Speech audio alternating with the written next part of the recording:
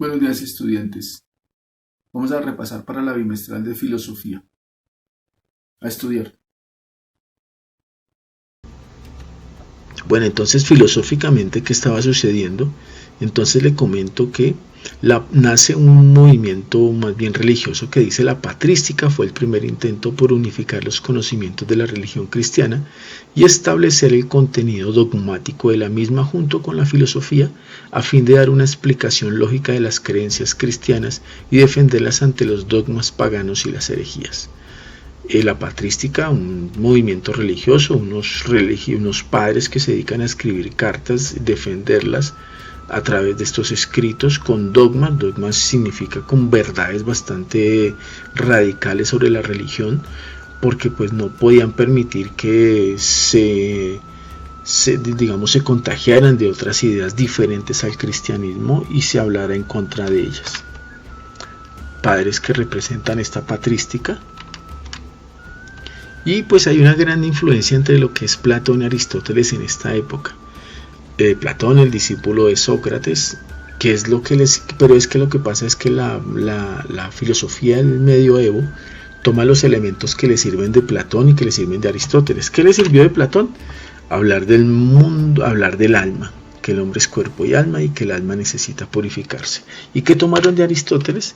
De Aristóteles tomaron ese realismo, y hay una parte final que dice que defendía el motor inmóvil. Y cuando habla de ese motor inmóvil, Aristóteles está hablando de Dios, pero no de ese Dios cristiano que usted y yo conocemos. Habla más bien como de esa inteligencia superior que existe dentro de una estructura lógica del lenguaje.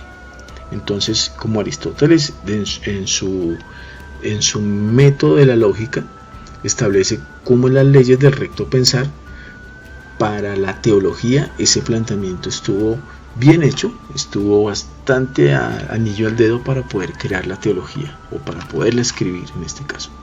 Entonces, ¿cuál es ese contexto del pensamiento medieval?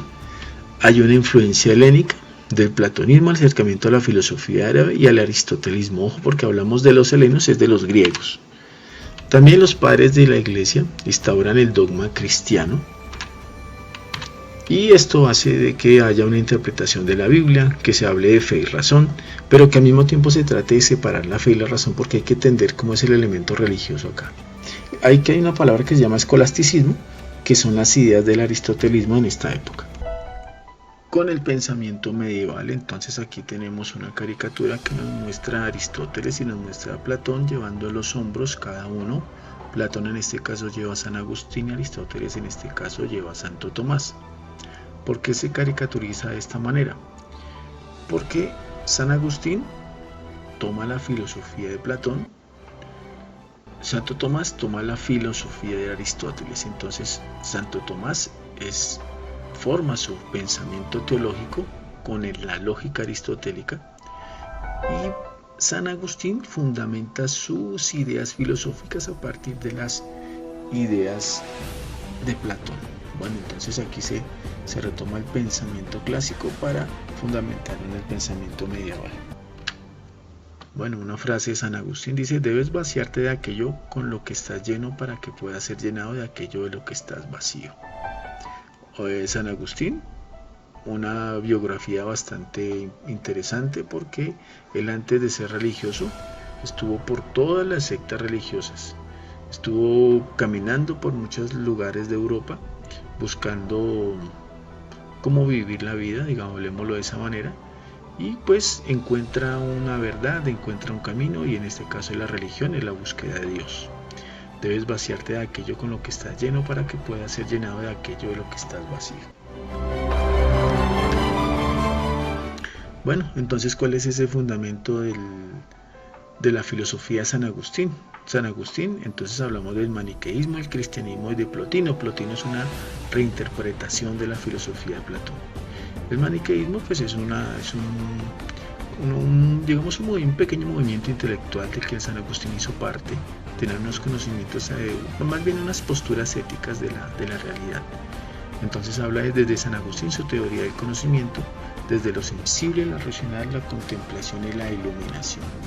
Lo sensible, que está en los sentidos, lo racional, que contrapone datos sensoriales y ideas introducidas por Dios, la contemplación, el conocimiento superior, la iluminación desde la inteligencia de nuestra alma se presente a Dios. Desde su antropología habla de cuerpo y alma que está dotado de razón.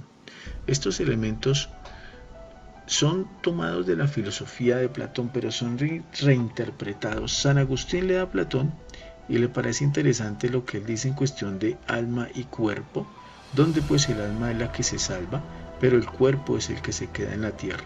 Pero igualmente el alma, ahí en las tres partes que divide Platón el alma, la parte racional se aloja en la parte racional y denomina San Agustín que el alma es la que está dotada de razón.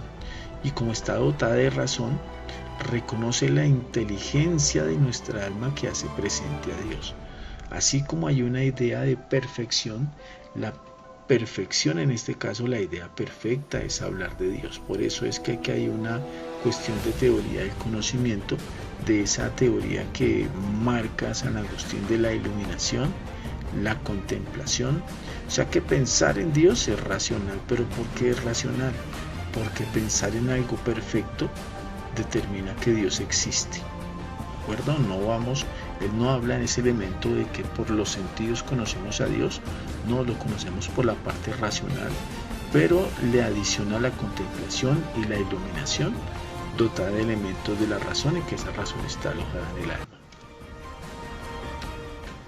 ¿Qué es esa teoría del conocimiento? A partir de Platón habla de ideas inmutables y eternas, constituyen el mundo uno lugar donde residen las almas.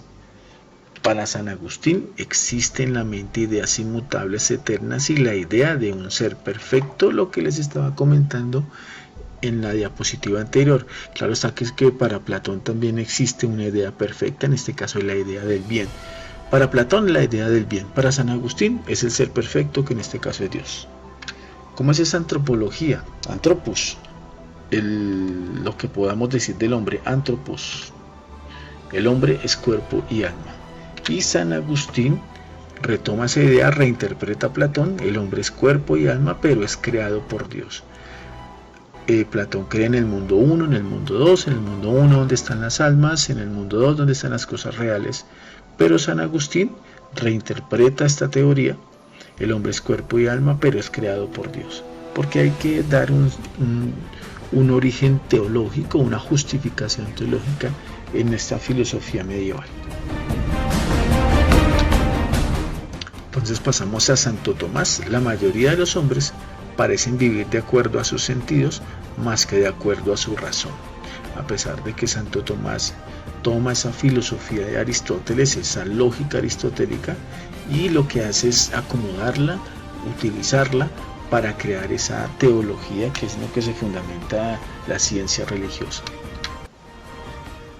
Razón y fe en la Edad Media. Qué situación tan complicada, porque la razón es un elemento que necesita unas pruebas, por lo tanto ya sean sensoriales o de la experiencia, para buscar algo. Y aquí se dividió algo entre dialécticos y antidialécticos. ¿Qué buscaban los dialécticos? Piensan que la razón y la fe están relacionadas, y los antidialécticos piensan que la razón y la fe no están relacionadas. ¿Cómo podemos relacionar algo donde la razón es algo que, como siempre lo hemos mencionado en clase, hace parte de la filosofía, pero la fe resulta siendo una vivencia prácticamente de algo sobrenatural o de algo que yo quiero interpretar a partir de la idea de Dios? Aquí existe la necesidad de que exista una compensación entre la razón y la fe, porque la fe es razonable. Si miramos los planteamientos de San Agustín habla de la razón, y que por medio de la razón conocemos a Dios, porque por medio de este ejercicio importante de la filosofía sabemos que existe una idea perfecta. Y en el caso de los antidialécticos, que razón y fe no pueden estar relacionadas, porque de pronto estos antidialécticos lo que quieren son una prueba física y real de la existencia de Dios. Existen de pronto algunas pruebas, pero son pruebas de la razón. Ojo, porque Aristóteles, en este caso Santo Tomás, la tiene diseñada para entender cómo es ese camino para conocer esa justificación de la existencia de Dios. Aquí lo vamos a encontrar porque Santo Tomás está influido por Aristóteles, Platón, San Agustín, Averroes y Avicena. Averroes y Avicena son filósofos árabes. San Agustín es su antecesor. Platón, Aristóteles, ojo, ¿y cómo armoniza esa filosofía con la teología? La ética, la beatitud y la felicidad. La beatitud es la santidad, y la felicidad, pues si soy beato, si soy, bueno, no digamos que sea santo, porque pues en el caso de Santo Tomás, pues esta palabra cabe en su estilo de vida. La política, el fin sobrenatural y el fin material. La metafísica, la ciencia y la existencia, la materia y la forma. Y la antropología, el alma creada inmortal, el alma intelectiva. Todos estos elementos de materia y forma, alma intelectiva, son de la filosofía aristotélica. Y estas son las 5 vías que demuestran la existencia de Dios. La idea del motor inmóvil que está acá es la idea de Aristóteles. Todo lo movido es movido por otro. O sea, está hablando de una inteligencia superior. Hay unas causas eficientes. Todo lo que es causa es a su vez efecto de otra causa. Seres contingentes o seres necesarios, que haya algo necesario que cree todo lo contingente. En este caso, Dios es un motor inmóvil, omnipresente, omnipotente, causas eficientes, todo lo que está en naturaleza está en el movimiento. Necesariamente tenemos que creer en Dios porque hay fuerzas, no hablemos de fuerzas sobrenaturales, pero fuerzas que nosotros no podemos entender de una manera, de pronto tal vez por medio de los sentidos, no, hay que entenderla y hay que conocerla. Por grados de perfección, algo que debe ser la máxima, que es la causa del resto de las perfecciones. Si entendemos el grado de perfección, ojo, porque aquí lo tenía San Agustín en un planteamiento, la idea de la perfección la tenía el mismo Platón dentro de la idea del bien, y ahora la quiere manifestar Aristóteles por el grado de perfección.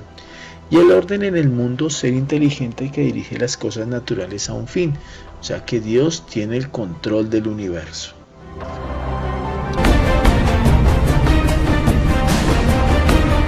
A todos ustedes, muchísimas gracias por su atención.